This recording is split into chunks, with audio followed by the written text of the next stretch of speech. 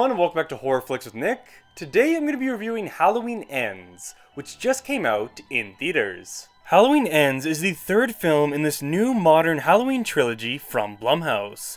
Back in 2018, the franchise was restarted with Halloween, a direct sequel to the 1978 original film that ignored all of the other previous 9 Halloween movies.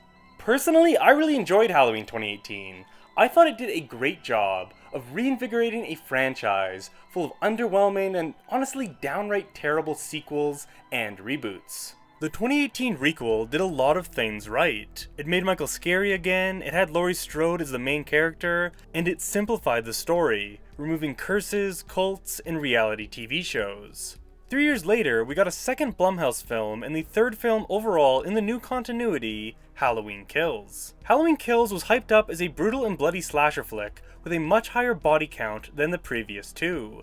And while this movie certainly did not lack in kills, it was missing one important thing: a good story. Halloween Kills was the definition of filler. It was just 2 hours of characters wasting time and waiting around for the third movie to come. It had no reason to exist other than to make the studio some extra money. After a promising restart in 2018, I thought Halloween Kills was a major step backwards. Still, despite how much I disliked Halloween Kills, I was pretty excited for Halloween Ends. Of the three, Halloween Ends was clearly the main attraction. Surely this was the movie Blumhouse has been building towards all along. We were finally going to get a satisfying conclusion to the saga of Michael Myers and Laurie Strode. However, now having seen Halloween Ends, I wish this new trilogy never even began. These movies somehow just keep getting worse. Starting with a few positives before I get to the many negatives, I like the opening scene quite a bit. It was funny, it was suspenseful, it was surprising, and it had me excited for what was to come. I thought the new character introduced in this scene was extremely likable and endearing. The John Carpenter score was great, the opening title sequence with the pumpkin was fun. As always, Jamie Lee Curtis gave a good performance. After 40 years, she knows this character inside and out, and acted once again as the movie's emotional core. I am also happy to report, much like Halloween Kills, the kills here were fantastic. They were hyper-violent, very gory, and very brutal. A few of the deaths even reminded me of Terrifier, with just how over-the-top and gruesome they were. My personal favorite was definitely the one with the spinning record. And while I'm giving Halloween Ends some credit, I will also say the story was certainly unique. This movie could have been a very cookie-cutter, paint-by-numbers final chapter, but instead the story went in so many directions I never would have predicted. It is not at all like the original Halloween or the 2018 sequel. I do usually somewhat appreciate a horror movie that tries to be unpredictable. Halloween Ends did take some big swings. Unfortunately, most of these big swings were strikeouts. I didn't think this new Blumhouse series could get any more ridiculous after Halloween Kills, but boy was I wrong. Some of the character decisions in this were just baffling. The romance plot specifically was so rushed, and the one character involved switched from a fairly rational and likable character to a complete idiot overnight. I hated the townspeople subplot in the last movie, and I hated it again here. It feels like a cheap ripoff of It. The scene on the bridge was seriously an almost identical copy of the bridge scene from It Chapter 2. So much of the dialogue in this was just abysmal. As much as I like Jamie Lee, I am so tired of her delivering these long, drawn-out monologues about the nature of evil. We fucking get it at this point. I don't need another soliloquy to explain that the guy in the mask who decapitates old ladies is actually a pretty bad guy. For what should have been a heartwarming final appearance, this movie was a terrible send-off to both her and Michael. Halloween Ends honestly feels like it was written by someone who hates the Halloween franchise and just wants to embarrass these characters.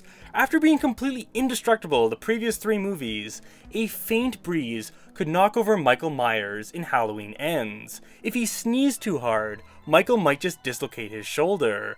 Myers was a total weakling in this. He was getting humiliated and beat up left and right. Honestly, I'm surprised there wasn't a scene where someone pulled his pants down and then the camera zoomed in to reveal he actually had a micro penis. What's even worse than Michael being treated like a total dork is the fact that Michael Myers is barely in this movie.